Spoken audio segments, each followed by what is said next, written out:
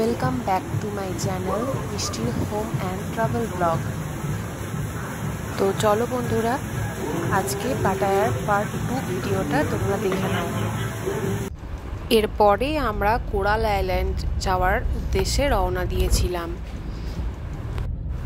Hotel থেকে বেরিয়ে আমরা একটা ক্যাব বুক করে নিয়েছিলাম, কারণ এই হোটেল থেকে কোরাল আইল্যান্ড যেতে গেলে যেতে হবে বালি হাই পিয়ার।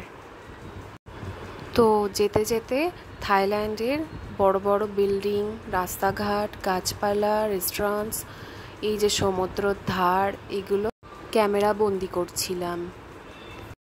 তোমাদের সাথে শেয়ারই তো করতে ভুলে গেছি আমি কোন হোটেলে ছিলাম।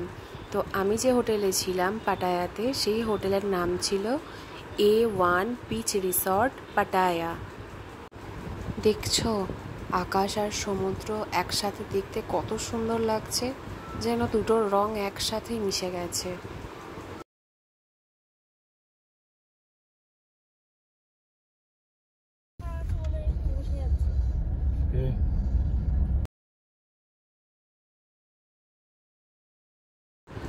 এই যে বালি হাই পায়ে পৌঁছে আমরা খুব দ্রুত পায়ে হাঁটা দিয়েছিলাম টিকিটের উদ্দেশ্যে। বালি হাই পায়ার থেকে কোরাল আইল্যান্ড যাওয়ার টিকিটের দাম ছিল 30 বাট, মানে ইন্ডিয়ান কারেন্সিতে 75 টাকা। এপার থেকে ওপারে যেতে সময় লেগেছিল 45 মিনিটস।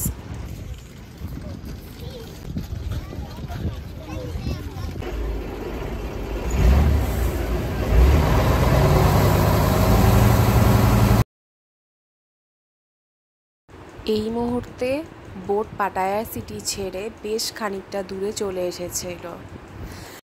সত্যি কথা বলতে মাঝ সমুদ্রে ভ্রমণ করার মুহূর্তটা ভালো লাগা আর ভয় দুটোই অসম্ভব রকমের কাজ করছে। 45 মিনিট সময়টা যেন কিছুতেই কাটছিল। এদিকে আকাশে কালো মেঘ, ভীষণ ভয়ও লাগছিল, অপূর্ব সুন্দর লাগছিল। ওই যে ওইটা হচ্ছে কোরাল আইল্যান্ড।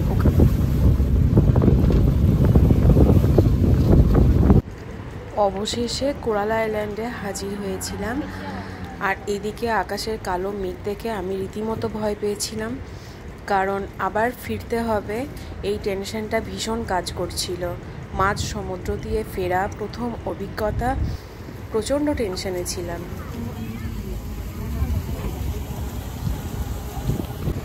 এরপরে আমরা কার স্ট্যান্ডে গিয়েছিলাম গাড়ি বুক করার জন্য, কারণ ওখান থেকে আমরা নেক্সট গিয়েছিলাম বিচ সাইডে। এখানে স্কুটি আছে, তো যারা নিজেরা ড্রাইভ করে যেতে চায় তো তারা স্কুটি নিয়ে যেতে পারে। তো আমরা স্কুটি নিয়ে যাইনি, আমরা গাড়ি বুক করেছিলাম।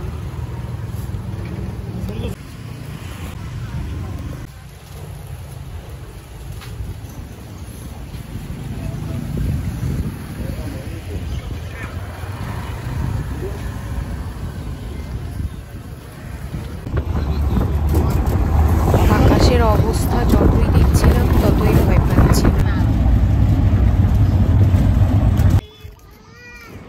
এই যে আমরা আমাদের গন্তব্যস্থলে পৌঁছে গিয়েছিলাম। দূর থেকে দেখতে কত সুন্দর লাগছে।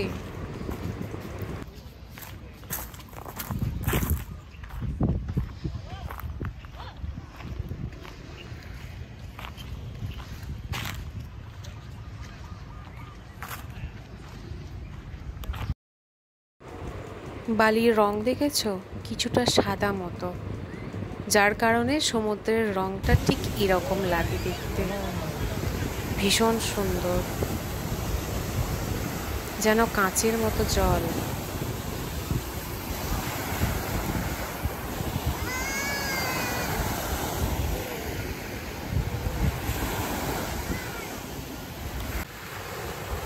এই দেখো বালিটা দেখো, মনে হচ্ছে যেন যদি কোনো স্টোনকে ভেঙে গুঁড়ো করা হয় ঠিক যেমন ওরকম বালি। পায়ে জল লাগার পরে বালিটা পায়ে বসেও যাচ্ছিল না, নিজের থেকেই যেন ঝরে যাচ্ছিল। আর এই ঢেউ এসে আছাড় খাচ্ছে আর বিভিন্ন কালারের স্টোন ছড়িয়ে দিচ্ছে। এই স্টোন আবার ভেসে যাচ্ছে, আবার আসছে। কত কালারফুল স্টোন ছড়িয়েছিল।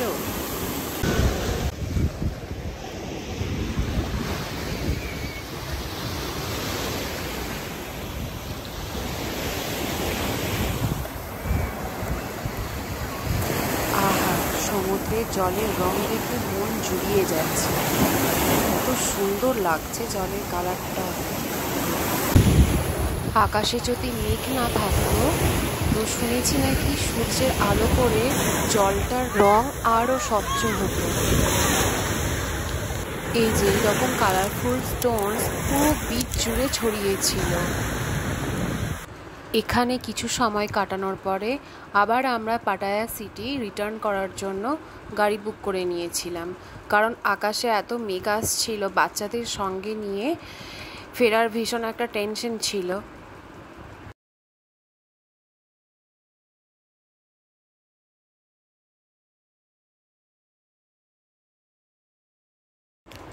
ওই যে দূর থেকে সমুদ্রটা দেখতে কত সুন্দর লাগছে। যাই হোক, এই অভিজ্ঞতাও দারুণ সুন্দর ছিল। জীবনের প্রথম অভিজ্ঞতা, সারা জীবন মনে রাখার মতো।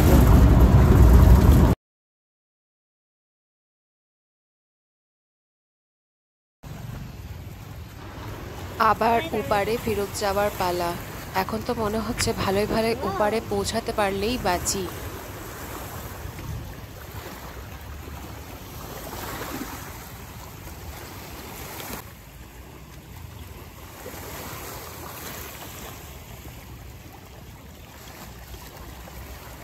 আমার কাছে এই দৃশ্যটা ছিল ভয়ঙ্কর সুন্দর দৃশ্য। আকাশে কালো মেঘ, এই অবস্থায় ওপারে পৌঁছতে হবে। বৃষ্টি প্রায় নেমেই এলো। আমরা বোটে উঠে যে যা নিজে নিজে সিটে বসে গিয়েছিলাম। ওই যে দূরে পাটায়া সিটি দেখতে পাওয়া যাচ্ছে। এরপরের আর কোনো ভিডিও আমি বানাতে পারিনি, কারণ অলরেডি বৃষ্টি শুরু হয়ে গেছিল। আর বোটটা যখন যাচ্ছিল না, খুব নড়ছিল, দুলছিল। তো আমি ভয়ে আর কোনো ভিডিও বানাতে পারিনি। তো চলো একেবারে ওপারে গিয়ে আবার ভিডিও শুরু হবে।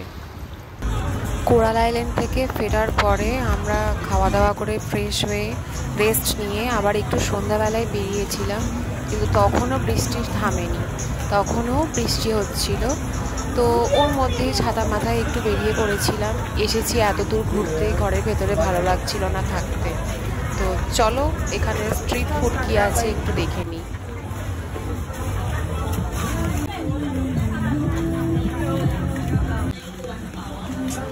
এখানে ওই সি ফুড ছিল, বিভিন্ন রকম ফ্রাইস, রুটি, তারপরে ফ্রেশ ফ্রুটস, ফ্রুট জুস, বিভিন্ন রকমের স্ন্যাক্স ছিল এখানে বিক্রি হচ্ছিল। তবে আমার সত্যি এখানকার খাবারের টেস্টটা আমার একদমই ভালো লাগে।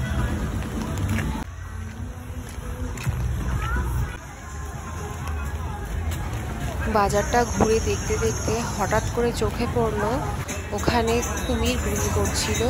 তো আমি আর দাঁড়িয়ে থাকতে পারিনি, একটু জাস্ট ভিডিও নিয়ে ওখান থেকে চলে এসেছিলাম।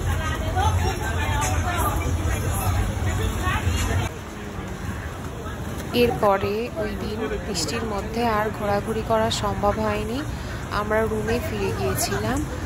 আর এর পরের দিন সেটা ছিল আমাদের লাস্ট ডে ছিল পাটায়াতে। এটা পাটায়ার লাস্ট দিন ছিল। তো এই দিনে আমরা লাস্ট কোথায় ঘুরতে গিয়েছিলাম সেটা দেখতে থাকো। হোটেলের ভেতরে এই সুন্দর পরিষ্কার পরিচ্ছন্ন সুইমিং পুলটা ছিল। তো এখানে আমরা বসে একটু সময় কাটাচ্ছিলাম। ভিডিওটা যদি তোমাদের একটুও ভালো লেগে থাকে তাহলে লাইক, কমেন্ট, শেয়ার আর সাবস্ক্রাইব করতে কিন্তু ভুলে যেও না। এরপরে আমরা লাঞ্চ সেরে নিয়ে বেরিয়ে পড়েছিলাম বিকেলবেলায়, আর গিয়েছিলাম হচ্ছে Pattaya under water world aquarium পার্কে।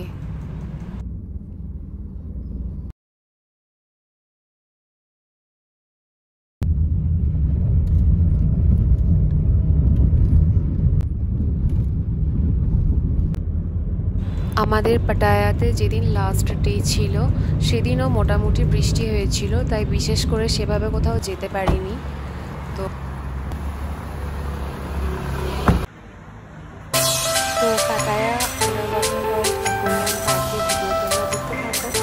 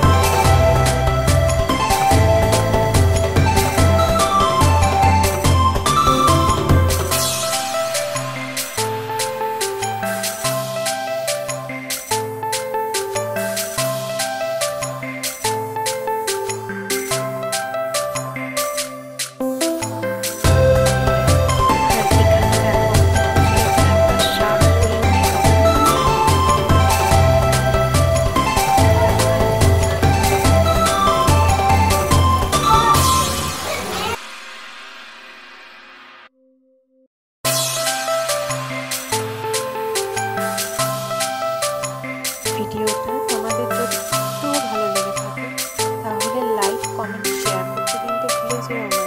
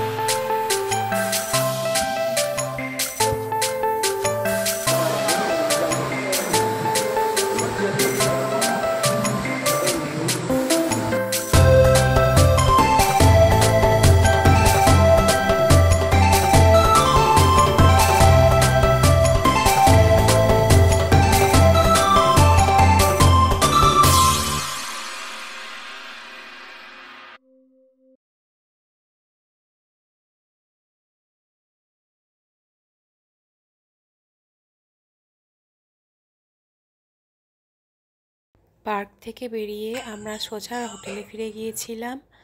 আর এই দিনটা ছিল নেক্সট ডে ইন্ডিয়া ফিরে যাওয়ার দিন। তো ফ্লাইট ছিল আমাদের রাত্রি 11টা ব্যাংকক থেকে। বিচটা ছিল হোটেল থেকে পায়ে হাঁটা দূরত্বের মধ্যে। তো শেষবারের মতো একবার এই বিচটাতে ঘুরে নিচ্ছিলাম। পাটায়া থেকে ব্যাংকক ফিরে যাওয়ার পরে হাতে খুব বেশি সময় ছিল না, তো কোনো রকমের শপিং পর্ব শেষ করে আমরা সোজা চলে গিয়েছিলাম এয়ারপোর্টে।